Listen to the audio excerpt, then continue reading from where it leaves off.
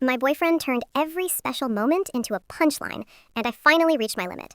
It was supposed to be our quiet 10th anniversary evening in the same suburban split level we'd rented for 6 years now, the kind of place where the kitchen counters still bore faint coffee rings from rushed mornings, and the backyard fence sagged just enough that the neighbor's dog could poke its nose through on rainy days like this one.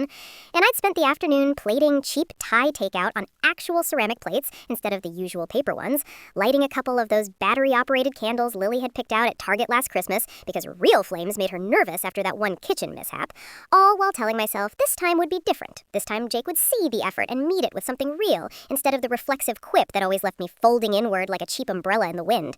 But when I slid the small scrapbook across the table, pages I'd secretly assembled over weeks during my lunch breaks at the insurance office, snapshots of our first awkward coffee date, the hospital room the day Lily was born with her tiny fist curled around his finger, the beach trip where we'd buried each other's feet in the sand and laughed until we cried, he flipped it open, scanned the first page, and grinned that crooked half-smile that used to melt me, but now only braced me for impact, saying low enough that it wouldn't carry upstairs, where our 13-year-old daughter was sprawled on her bed, scrolling TikTok with one earbud in and her geometry textbook ignored. "Wow, babe, a greatest hits album of how you somehow put up with my crap for a decade? Should we title it Survivor Relationship Edition, or just How Not to Take Yourself Seriously?" And the words landed like a slap wrapped in cellophane, harmless on the surface, but stinging all the way to the bone, because suddenly every other moment flashed through me in a sickening montage I couldn't stop. My 30th birthday, when I'd surprised him with tickets to the planetarium he'd once mentioned liking, and he deadpanned that at least the stars wouldn't heckle me like he did. Or the night we closed on this house, and I cried happy tears, only for him to joke that the mortgage would be the real ball and chain. Or even Lily's middle school graduation last spring, where he'd leaned over during the ceremony and whispered that her speech was cute, but she'd clearly inherited my tendency to over-prepare, each punchline chipping away at the soft parts of me, until I wasn't sure what was left underneath the polite smiles and the "oh you" eye rolls I'd trained myself to give, so the peace would hold. So Lily wouldn't sense the crackle in the air during our family dinners of frozen pizza and whatever show we streamed on Netflix after her bedtime routine of phone checks and reminders about screen time limits. And the guilt hit me then, too, because part of me had always wondered if I was the problem, if I was too thin-skinned or too serious, like my own mother used to say during our stilted weekend calls, if maybe Jake's humor was just his love language, and I was the one failing to speak it fluently, while juggling my spreadsheets at work and the parent-teacher emails and the endless cycle of grocery runs, where I'd stare at the same aisle of anniversary cards, wondering why none of them captured the slow erosion I felt every time he turned tenderness into a setup for a laugh. But tonight, with the rain drumming steady on the roof and the takeout growing cold between us, I felt something inside me finally give way like an old rubber band stretched past its limit. No dramatic shatter, just a quiet pop that left my hands trembling as I pushed the scrapbook back toward him and said, voice steadier than I expected amid the roar in my ears, "Jake, I can't keep doing this. Every special thing we have, you turn it into a punchline, and it's not funny anymore. It's killing me, making me feel like nothing I do or feel matters enough to be taken seriously." And for the first time in years, his grin faltered, that defensive bark of laughter halfway out, as his eyes searched mine like he was calculating whether this was another bit we could laugh off together.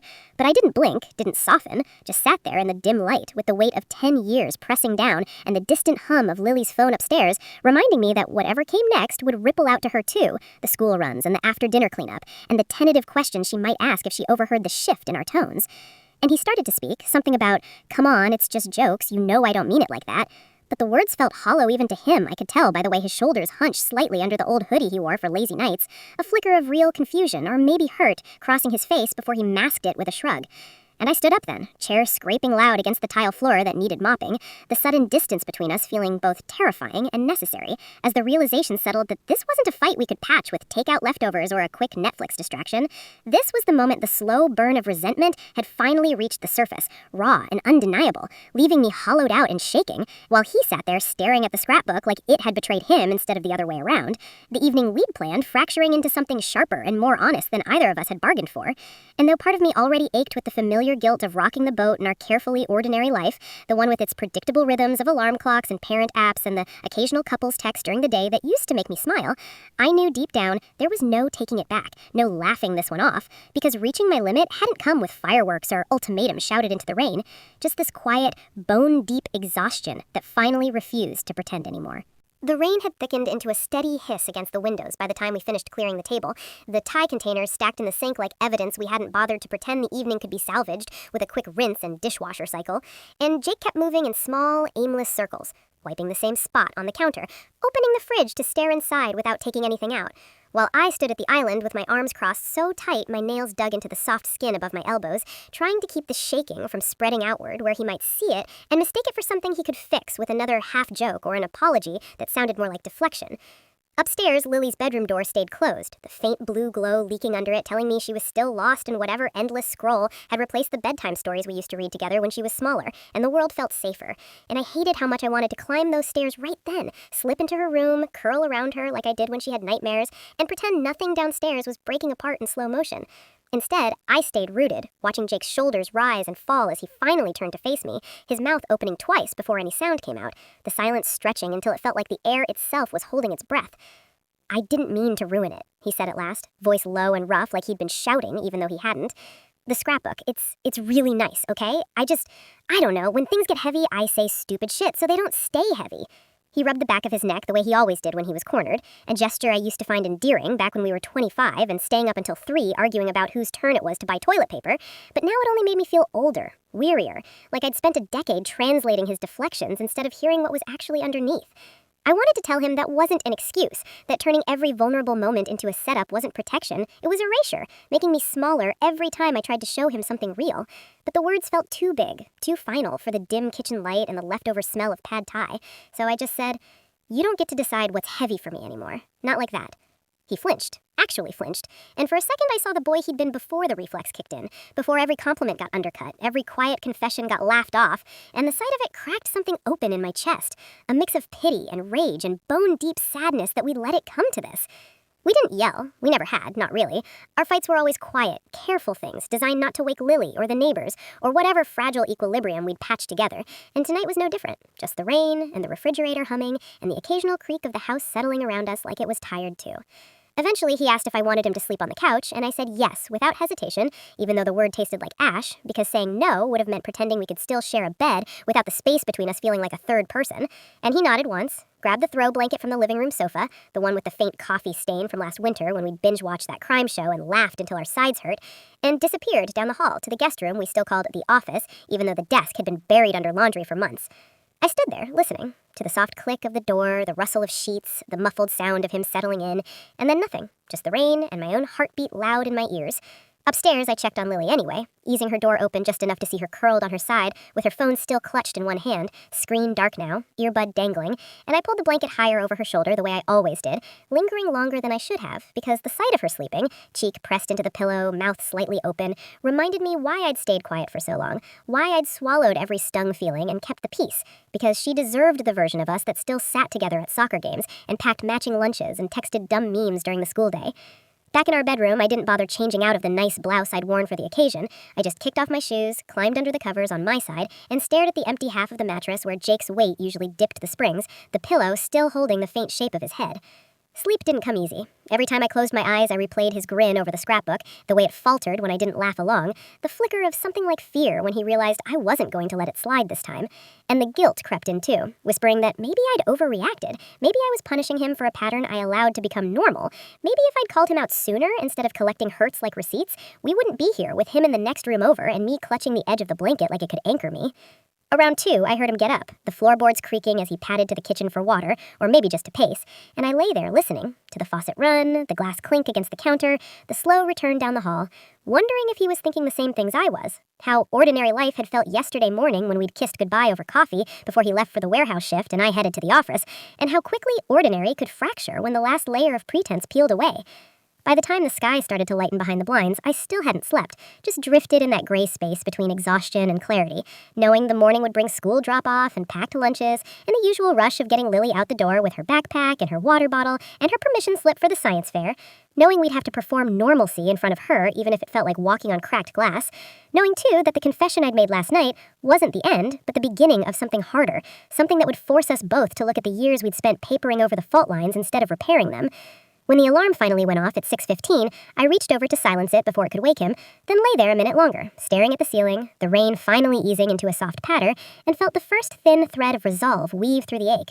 I wasn't going to pretend today, wasn't going to laugh it off or smooth it over with small talk about the weather or what was for dinner.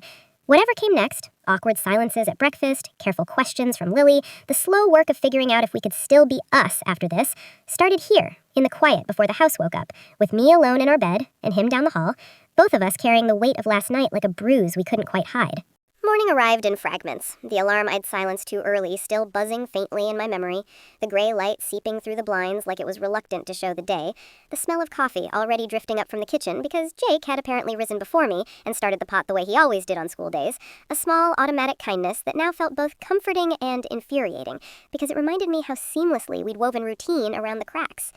I pulled on yesterday's jeans and a hoodie from the laundry basket, avoided looking at the empty side of the bed where the sheets were still smooth, and padded downstairs to find him standing at the counter pouring 2 mugs even though I hadn't asked, his back to me, shoulders squared like he was bracing for whatever version of last night's conversation might spill over into daylight.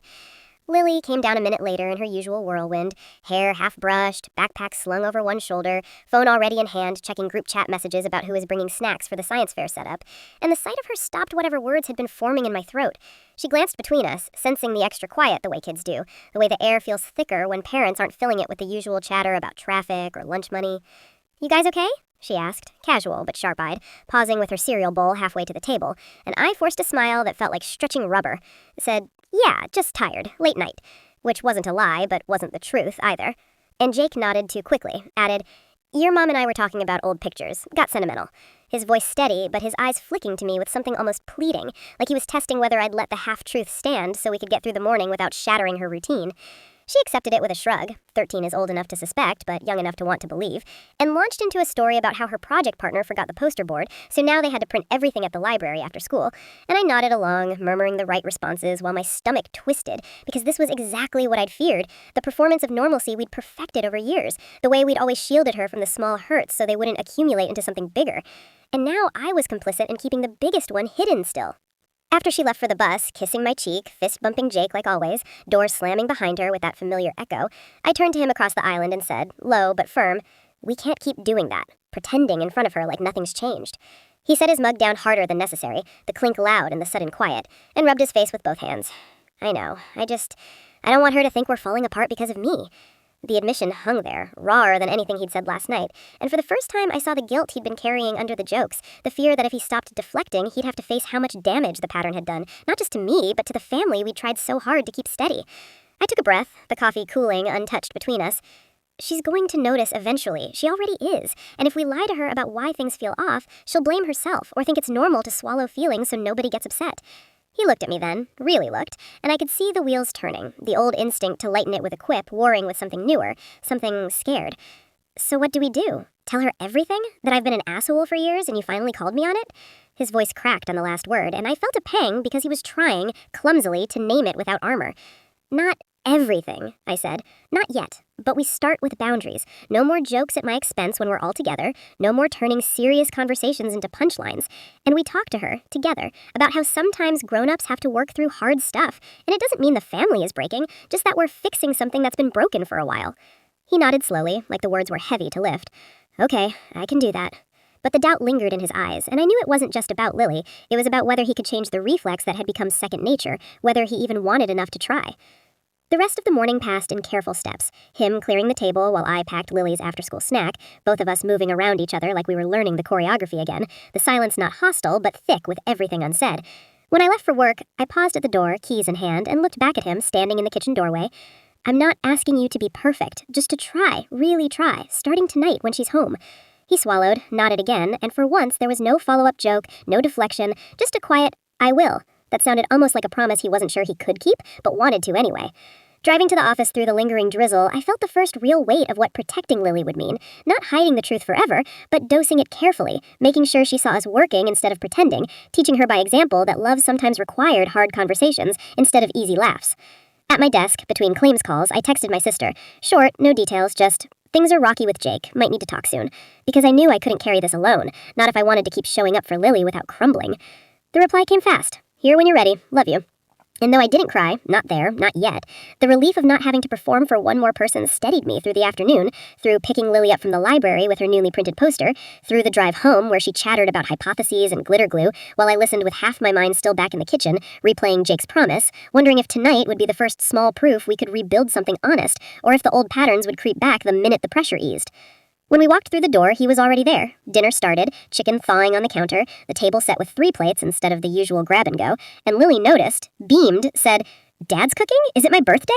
He laughed, but it was softer, almost careful, and when he met my eyes over her head, there was a question there, a silent check-in. Is this okay?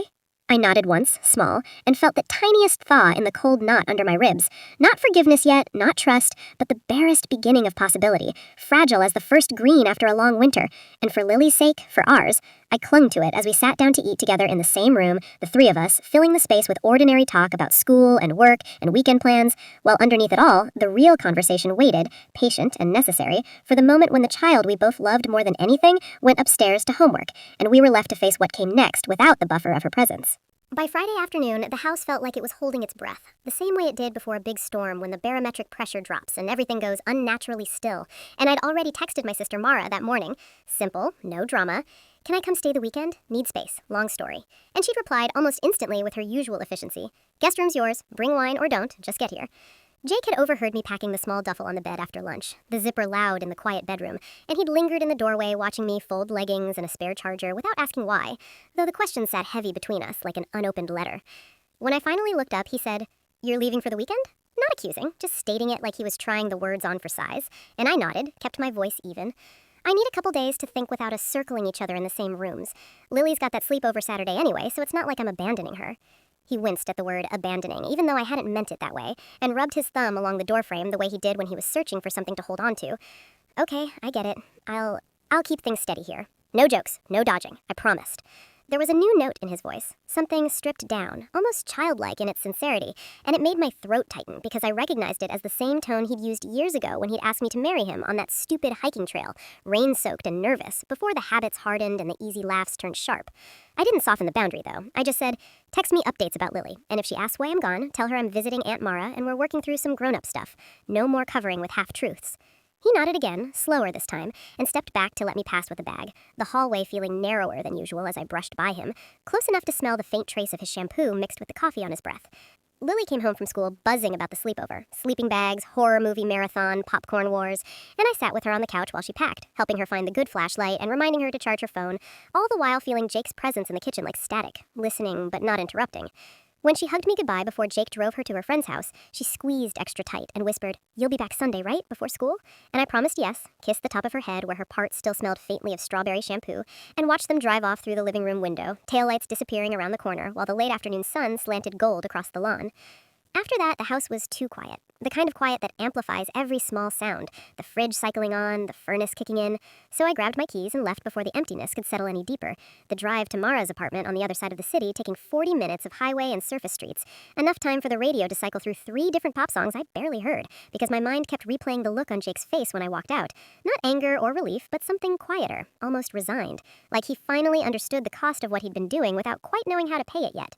Mara met me at the door with a glass of red already poured, and no questions until I dropped the bag in the spare room and sunk onto her couch, the cushions softer than ours at home, worn from years of her hosting friends through breakups and job losses and the occasional existential crisis. I told her everything then, not in a rush of tears, but in careful, chronological pieces. The scrapbook, the punchline that landed too hard, the montage of every undercut moment I'd let slide because keeping peace felt easier than confrontation, the way I'd finally said enough and watched his grin collapse. She listened without interrupting, just refilling my glass when it got low, and when I finished, she said simply, "You've been carrying that alone for a long time." It wasn't judgment, just fact, and the acknowledgement loosened something in my chest I hadn't realized was knotted so tight. We talked late into the night about how humor could be a shield, how Jake's probably came from his own childhood where feelings were things to be laughed off before they could hurt, how I'd mirrored my mother's habit of swallowing discomfort to avoid rocking the boat. And by the time we went to bed, I felt lighter, not fixed, but unburdened, like I'd finally spoken the weight out loud instead of letting it press silently against my ribs. Saturday morning, I woke to the smell of Mara making pancakes, real ones, not the frozen kind we usually threw in the toaster, and we spent the day wandering the farmer's market near her place, buying too many apples and a bunch of sunflowers because the color felt defiant against the gray November sky. My phone stayed mostly quiet. Jake sent one photo of Lily waving from the front porch before the sleepover drop-off, captioned, "She's excited, I'm behaving." No emoji, no joke, just the plain statement, and I stared at it longer than I should have, feeling the absence of his usual flair like a missing tooth. I replied with a thumbs up and thanks for the pic, nothing more, because I wasn't ready to give him reassurance yet, not when I was still figuring out what I needed from him in return. That night, Mara and I ordered Thai, different place, better spring rolls, and watched half a documentary about climate migration before switching to something mindless on Netflix. And in the middle of a laugh at the screen, I realized I hadn't thought about Jake for almost an hour, the first real break I'd had in weeks, maybe months. Sunday morning, I drove back slowly, windows cracked even though it was chilly, letting the cold air clear my head. When I pulled into the driveway, Jake's car was there, the porch light still on from the night before, and through the front window I could see him at the kitchen table with a mug and his phone, scrolling but not really seeing, shoulders hunched the way they got when he was thinking too hard. Lily wasn't back yet, pickup was noon, so the house would be ours for a little while. No buffer, no performance. I sat in the car a minute longer, keys in my lap, watching him through the glass like he was a stranger I used to know, and felt the familiar pull of habit warring with the new fragile resolve I'd carried from Mara's couch. I could go in and smooth things over with small talk, or I could walk through that door and hold the line, tell him what I'd decided over the weekend, that transparency was not optional anymore, that I needed him to show up without the armor, that we'd try couples counseling if he was willing, because I wasn't sure we could rebuild this alone. When I finally stepped out and shut the car door, he looked up, saw me, and stood, not rushing to the window, but waiting, hands in his pockets like he didn't trust them not to reach for something he might break.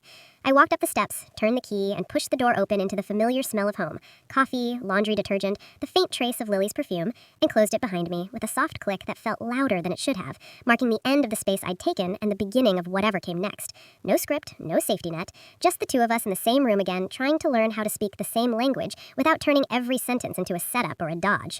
Monday morning felt like stepping back into a room you'd left in the middle of an argument. Everything exactly where you dropped it, the half-empty coffee pot still on the warmer, Lily's backpack slung over the chair back, the faint scent of Jake's aftershave lingering in the hallway like he'd only just walked out. And yet the air held a different charge, thinner, as if the weekend away had let some pressure escape even if nothing had been resolved. I'd come home Sunday afternoon to find Jake waiting in the kitchen with fresh sheets on the bed and a note on the counter that read simply, "Welcome back. Dinner's in the fridge if you're hungry." No flourish, no attempt to lighten it with a quip about how the house had survived without me, just the plain gesture that felt almost formal in its carefulness. We'd eaten leftovers at the island while Lily recounted every detail of the sleepover. Ghost stories that weren't scary, a pillow fight that broke a lampshade, someone's older brother who tried to crash it. And we'd listened, nodded, asked the right follow-up questions without once letting our eyes meet for longer than a second. The silence between us not hostile, but deliberate, like we were both practicing not filling it with the old habits. That night, after Lily was in bed, I'd sat on the couch with my laptop open to a search tab I'd finally typed in after months of hovering, couples counseling near me. Scrolling through profiles of therapists who promised evidence-based approaches and safe spaces for rebuilding trust, my finger hesitating over the contact form until I closed the tab and went to bed alone again. The guest room door closed down the hall, but the light underneath still on when I passed it on my way to brush my teeth. Tuesday, I made the call during my lunch break, parked in the office lot with the engine running for heat, voice low as I booked an initial individual session for myself, because the thought of walking into a room together still felt like exposing an open wound to salt. The receptionist was kind, efficient, asked if I preferred virtual or in-person, and I chose in-person because I needed to be somewhere other than our house, somewhere the walls didn't know every argument we'd swallowed. The first appointment was Thursday, after work, and when I told Jake that evening over reheated lasagna, he just nodded, said, "Good, that's good," and then asked if I wanted him to handle Lily's pickup those days so I wouldn't be rushed. A small offer that landed heavier than it should have because it was the first time in years he'd volunteered logistics without a sarcastic aside about how I always ran late.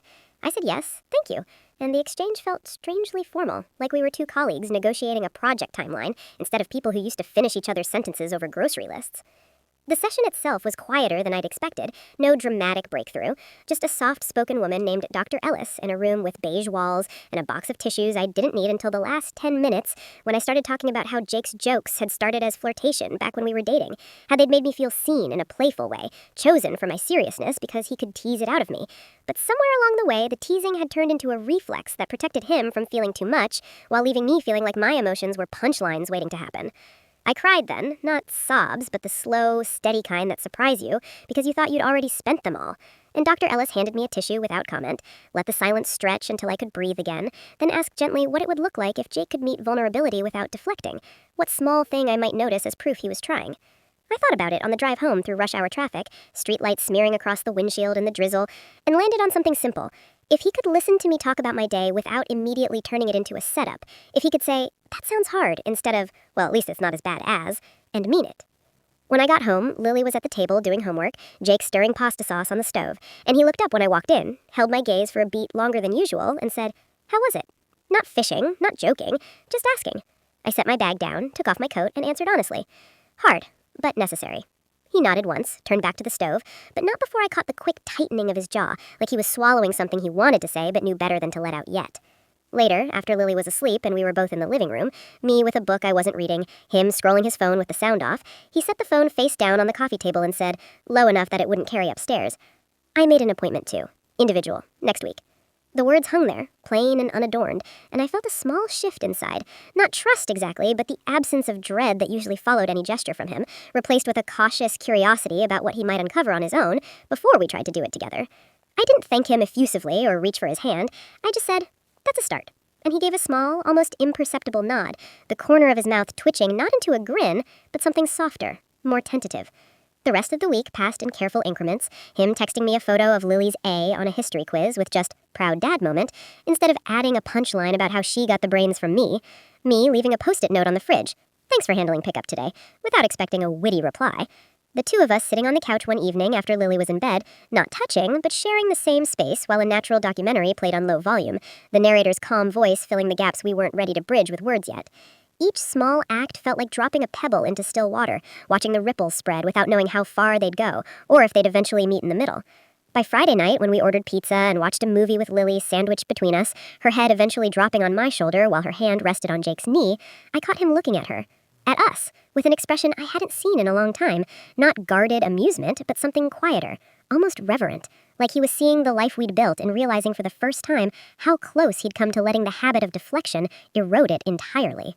When the credits rolled and Lily yawned her way upstairs, he lingered on the couch after I stood to clear plates, and when I came back, he said, I'm glad you're giving me the chance to show you I can do better.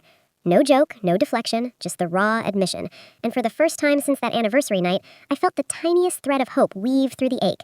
Not a flood of forgiveness yet, but enough to make me sit back down beside him, close enough that our shoulders brushed, and stay there in the dim light of the paused screen, letting the silence feel less like a wall and more like a space where something new might eventually grow if we both kept showing up to tend it. The first joint session arrived on a Tuesday in early December, the kind of gray afternoon where the streetlights flickered on before 4 o'clock and the air smelled faintly of wet asphalt and someone's chimney smoke, and I'd spent the whole drive over rehearsing sentences in my head that sounded reasonable in the car, but fragile once I imagined saying them out loud in front of Jake and a stranger paid to listen.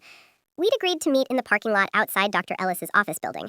No riding together, no forced small talk in the car. So I arrived first, sat in the driver's seat with the engine off and my hands wrapped around the steering wheel until my knuckles ached, watching the door of the low brick building like it might open and swallow me whole. Jake pulled in 10 minutes later, parked 2 spaces over, and when he got out, he didn't wave or smile, just nodded once through the windshield, a small acknowledgement that felt more honest than any forced cheer could have been. Inside, the waiting room was too warm, the kind of heat that makes your coat feel heavy, and we sat on opposite ends of the L-shaped couch with magazines neither of us touched. The silence between us thick, but not suffocating anymore. More like the pause before a deep breath than the prelude to another argument. When Dr. Ellis opened the door and called our names, we stood at the same time, moved down the short hallway in step without touching, and settled into the chairs she gestured to. Me on the love seat, Jake in the armchair across from it, close enough that I could see the faint tremor in his knee when he crossed his ankle over it, a tell I'd known since our first year together that meant he was nervous but trying not to show it. She started gently, asked how we'd each been since the individual sessions began, and I spoke first because the words had been waiting too long. I told her about the small things I'd noticed, Jake asking about my day without immediately pivoting to a joke, the way he'd paused last week when Lily was upset about a friend drama and just listened instead of offering a quick, it'll blow over punchline, and how those moments felt like proof he was listening, really listening, even if they were still rare enough to notice. Jake waited until she turned to him, then cleared his throat and said, low but steady, I've been trying to catch myself before the reflex kicks in. In my sessions, I've been working on why I do it, how growing up, my dad used humor to dodge anything serious because talking about feelings was weak, and I guess I learned it was safer to laugh than to feel the weight. But I see now how it's made her feel invisible sometimes, like what she cares about isn't worth taking seriously. He looked at me then, not at Dr. Ellis, and the directness of it startled me.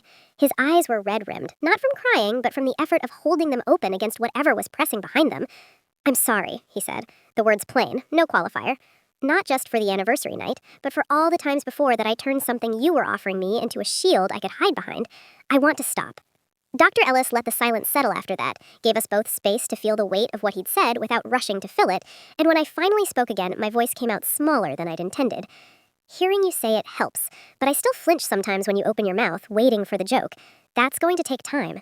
She nodded, asked us to name one deeper thing each that the pattern had covered up, something we'd never said out loud because the deflection had always arrived first. And I went again, admitting that beneath the hurt was a fear I'd become boring, that if I didn't laugh along, I'd lose the part of him that once looked at me like I was the most interesting thing in the room. And Jake listened without interrupting, without shifting, just let the words land. When it was his turn, he hesitated longer, then said he'd been afraid that if he let the seriousness in, if he stopped making everything lighter, the darkness he carried from his own family would spill out and drown us both, that humor had been the only way he knew to keep things afloat.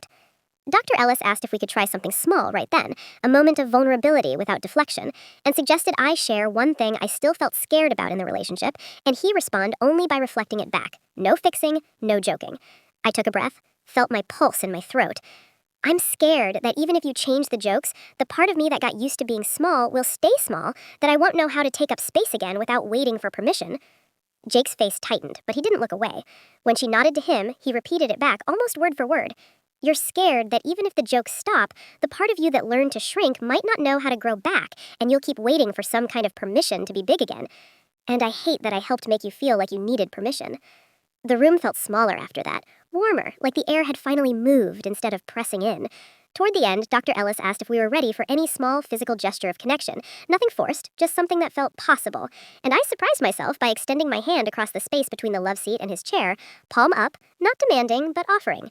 Jake looked at it for a long second, then reached out and rested his fingers over mine, not gripping, just resting, skin warm against skin. And we sat like that while she spoke about how small steps could rebuild pathways that had gone quiet for years. When the session ended, we walked out together, still not touching beyond that brief contact, but the hallway felt less like a gauntlet and more like an ordinary corridor. In the parking lot, he paused by my car before I unlocked it and said, "Thank you for staying in the room with me today." No flourish, just gratitude. And I nodded, managed a small, "You too," before getting in and driving home separately, the radio off so I could hear my own thoughts. The fear hadn't vanished, the scar tissue was still there, tender under the surface, but for the first time, I could imagine a version of us where vulnerability wasn't a trap, but a bridge, shaky at first, built one honest sentence at a time. That night, after Lily was asleep, we ended up in the living room again. Same couch, same paused Netflix screen from the weekend, but this time when I sat down, he shifted closer. Not crowding, just narrowing the gap, and when our shoulders touched, neither of us moved away. The contact quiet, deliberate, a small reclaiming of space that used to feel safe before the pattern turned it careful. We didn't talk much, just let the house settle around us, the hum of the fridge, the distant tick of the hall clock, and Lily's soft breathing carrying down the stairs. And when I finally stood to head upstairs, he caught my wrist gently, not pulling, just holding long enough to say, "Same time next week?" I looked down at his hand, then up at his face, saw the question behind the question, and answered, "Yeah, same time." He let go, and I climbed the stairs feeling the echo of his fingers on my skin, like a promise we were both still learning how to keep, fragile but growing roots in the quiet spaces where the jokes used to live.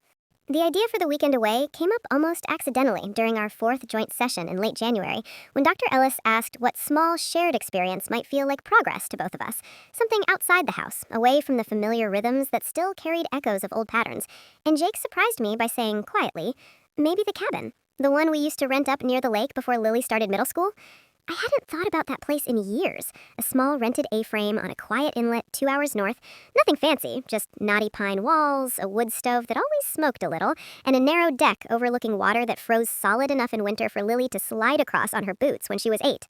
We'd stopped going after the trips started feeling more like obligations than escapes. Jake cracking jokes about how the Wi-Fi was on strike every time my phone lost signal, me biting back irritation because I just wanted one weekend without the commentary, and eventually the tradition faded into photos on the fridge that never got replaced. But when he suggested it now, his voice held no sarcasm, only a tentative hope, like he was offering something fragile and waiting to see if I'd crush it.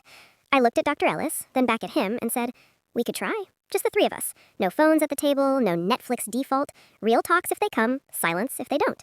He nodded, eyes steady, and by the end of the session, we'd booked the same cabin for President's Day weekend, the one weekend Lily had no school events or friends' sleepovers, almost like the calendar had conspired to give us this narrow window. Packing felt strange, Lily bouncing around her room, choosing which board games to bring, insisting on hot chocolate packets and the ancient deck of Uno cards we'd had since she was little, while Jake and I moved around each other in the kitchen, loading coolers with groceries. Our movements careful, but not awkward anymore, more like 2 people learning to dance again after forgetting the steps for a long time. He handed me the bag of marshmallows without a quip about how I'd burn them all anyway, just a small, "These are the good ones," and when our fingers brushed, I didn't pull away first. The drive up was quiet at first. Lily in the back with her headphones on, watching something on her tablet, the highway humming under the tires while gray February clouds hung low and occasional flurries dusted the windshield. Jake drove, one hand on the wheel, the other resting on the console, close enough that I could have reached over if I wanted to, and after about 40 minutes, I did. Slid my fingers under his palm, not holding tight, just resting there, and he exhaled like he'd been waiting for permission, turned his hand so our fingers laced loosely, the contact warm and unhurried. We didn't speak about it. We didn't need to yet. The cabin smelled the same when we walked in. Pine, faint wood smoke, the musty undertone of a place closed up for months. And Lily ran straight to the loft bedroom she'd always claimed, yelling that it still had the same squeaky bunk bed, while Jake started the stove and I unpacked groceries onto the scarred wooden counter. That first evening, we cooked chili together. Lily chopping carrots with a dull knife we kept there, Jake stirring the pot, me measuring spices, and when we sat at the small table with bowls steaming in front of us, the conversation stayed light at first. School stories, funny things her science teacher had said, but underneath it, it felt different, less like performance, and more like we were all breathing in the same room without bracing for impact. After dinner, Lily wanted s'mores even though it was too cold to build a real fire outside, so we rigged the broiler and made them inside, laughing when the marshmallows caught and turned black, Jake carefully scraping the char off one for her without a single comment about how predictable it was. Later, when she'd gone up to read in the loft with her headlamp, Jake and I stayed downstairs on the sagging couch under the one good lamp, the wood stove popping softly, and he turned to me, voice low.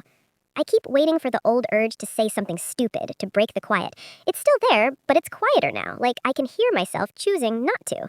I looked at him, really looked at him, the lines around his eyes deeper than they used to be, the way his shoulders had relaxed in a way they hadn't in our living room for years, and said, I notice. Every time you choose silence instead of a joke, I notice. It feels like you're choosing me instead. He swallowed, reached for my hand again, and this time he held it properly, thumb tracing slow circles over my knuckles. I missed this, just sitting here, no armor. We stayed like that a long time, the firelight flickering across the walls, until I shifted closer and rested my head on his shoulder, the weight of it feeling both familiar and new, like coming home to a place you'd almost forgotten existed. The next day, we walked the frozen path around the lake, Lily ahead of us throwing snowballs at low branches, and when she ran back to grab Jake's hand and pull him into a game, I watched them, her laughter bright against the white, his grin real and unguarded, and felt something loosen in my chest. Not forgiveness arriving all at once, but the slow realization that we were rebuilding something sturdier than what we'd lost. That night, after Lily fell asleep early from the cold and the walking, Jake and I sat on the deck bundled in blankets despite the wind, sharing a thermos of tea, and he said, I don't want to go back to how it was, not even close. I want this, us talking, really talking, even when it's hard. I turned to him, the moonlight catching the faint scar on his chin from that biking accident years ago, and answered, Me too, and I think we can have it. Not perfect, but honest. He leaned in then, slow enough I could have pulled away, and kissed me. Not hungry or desperate, just gentle, deliberate, like he was asking a question with his mouth and waiting for the answer. I kissed him back, hands finding the familiar planes of his face, and when we separated, we stayed forehead to forehead, breathing the same cold air, the quiet around us full instead of empty. Sunday morning, we packed up slowly, Lily complaining about leaving but promising we'd come back soon, and on the drive home, with her asleep in the back seat, Jake reached over again, took my hand, and said, Thank you for giving us this weekend. I squeezed his fingers. Thank you for showing up for it. When we pulled into our driveway, the house looked the same, porch light on timer, snow shoveled from the walk because the neighbor had helped, but inside felt subtly different, like the air had been aired out after a long winter. We carried bags in, started laundry, ordered takeout because nobody wanted to cook again, and when Lily went to bed early, Jake and I ended up on the couch again, my legs across his lap, his hand resting on my knee, talking in low voices about nothing and everything. Work, therapy homework, how we'd tell Lily soon that we were working on things, because families sometimes need tune-ups, too. No rush to physical closeness beyond that quiet touch, no pressure to declare everything fixed, just the slow, steady warmth of two people choosing each other again, one honest moment at a time, the weekend's small miracles settling into us like roots finding soil after too long in shallow ground. 1 year later, almost to the day since that rainy anniversary evening when the scrapbook sat untouched between cold takeout containers and I finally said the words that cracked everything open, I found myself standing in the same kitchen on a mild March Saturday morning, sunlight slanting through the window over the sink in a way it rarely did this time of year, catching dust motes that drifted lazy and golden while the coffee maker gurgled its familiar rhythm and the faint smell of bacon lingered from breakfast. Lily was 14 now, taller than me by an inch, she loved to point out, sprawled at the island with her laptop open to college prep websites, even though we kept reminding her she had years left, her fingers tapping out notes while she hummed along to whatever playlist leaked from one earbud. Jake was at the stove flipping pancakes, his weekend specialty, the ones he'd perfected after too many burnt batches during those early months when he was trying to show up in small, tangible ways. And when he slid a plate in front of her, she grinned, said, "Thanks, Dad," without the eye roll that used to accompany any parental gesture, then glanced up at me where I leaned against the counter with my mug cradled in both hands. "You guys are being weirdly quiet. Is this like anniversary round 2 or something?" she asked, half teasing, half curious, because she'd grown sharper at reading the room since we'd started being more honest with her last spring, sitting her down one Sunday after brunch to explain that Mom and Dad had been working through some hard stuff in therapy, that sometimes grown-ups needed help figuring out how to talk to each other again, that it wasn't her fault and we weren't splitting up, just changing the way we did things so we could stay together better. She'd cried then, quietly, asked if it was because of the jokes, because she'd noticed, even if she never said it out loud, and we'd both nodded, Jake taking the hardest part by admitting, yes, he'd used humor like a wall, and he was learning to take it down, brick by brick. Now, a year on, she watched us with that same knowing look, but softer, less worried. I set my mug down, walked over to Jake, and slipped my arms around his waist from behind while he poured more batter, resting my cheek against his back so I could feel the steady rise and fall of his breathing, the solid warmth of him that still felt like home, even after everything. He paused, set the ladle aside, covered my hands with his, and said low enough that only I could hear, "Morning, love." No punchline, no deflection, just the quiet endearment he'd started using again in the last few months, testing it like he was afraid it might still sound false, but finding it fit naturally now. I pressed a kiss between his shoulder blades through his old t-shirt, the one with the faded band logo from before Lily was born, and murmured, "Morning," feeling the words settle easy between us. Lily made an exaggerated gagging sound from the island, but didn't look away, just smiled around her forkful of pancake like she was secretly pleased by the display. We'd kept going to therapy, joint sessions every other week, individual ones when the old reflexes crept back or when work stress made me shrink again, and the work hadn't stopped. Probably never would entirely, but it had shifted from emergency triage to maintenance, the way you check the roof after a storm instead of waiting for it to leak. Jake still caught himself mid-joke sometimes. I'd see the flicker in his eyes, the quick recalibration before he chose silence or a real response instead, and each time he did, I felt the scar tissue flex, but not tear.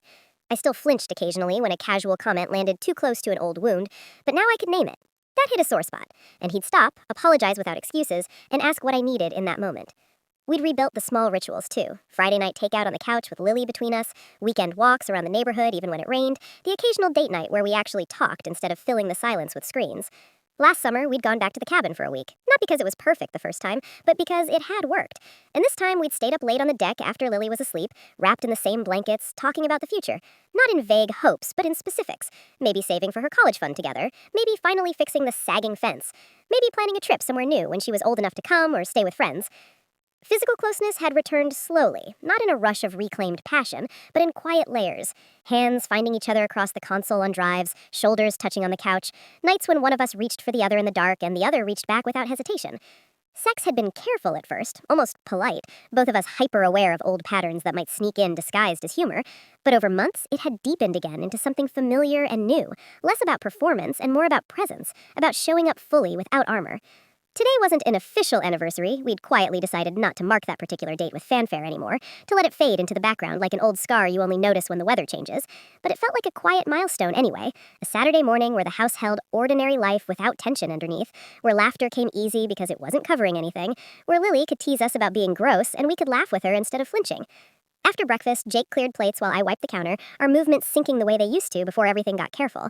And when he came up behind me at the sink, dried his hands on a towel, and wrapped my arms around me from behind, I leaned back into him without thinking twice. "We made it through," he said against my hair, not triumphant, just factual, a little odd. I turned in his arms, looked up at the man who had once turned every tender thing into a punchline, and now chose tenderness more often than not, and answered, "We're still making it, every day." He kissed me then, slow, unhurried, the kind of kiss that carried a year's worth of small repairs, and when we separated, Lily groaned from the doorway, "Get a room!" But her eyes were bright, relieved, in a way that told me she'd been carrying her own quiet fear that we might slip back. We didn't. The rest of the day unfolded in the usual suburban blur, grocery run, Lily's soccer practice, take out Chinese for dinner because nobody felt like cooking again. And when night came, we ended up on the couch watching some mindless comedy series, Lily curled against my side, Jake's arm along the back of the couch with his fingers occasionally brushing my shoulder. No grand declarations, no fireworks, just the steady hum of a family that had been cracked open, examined, and pieced back together with stronger seams, still marked by the breaks, still tender in places, but holding, warmer, more honest than it had ever been when everything stayed surface level and safe. Later, after Lily had gone upstairs to FaceTime friends and the house quieted, Jake turned off the TV, pulled me closer until my head rested on his chest, and said in the dim room, "I love you. Not the easy parts, the real ones." I listened to his heartbeat, steady now, no rush, and whispered back, "I love you too. The trying parts most of all." We stayed like that a long time, the clock ticking softly in the hall, the world outside dark and ordinary, while inside something scarred but stronger kept breathing, kept choosing each other, one quiet, hard-earned day at a time.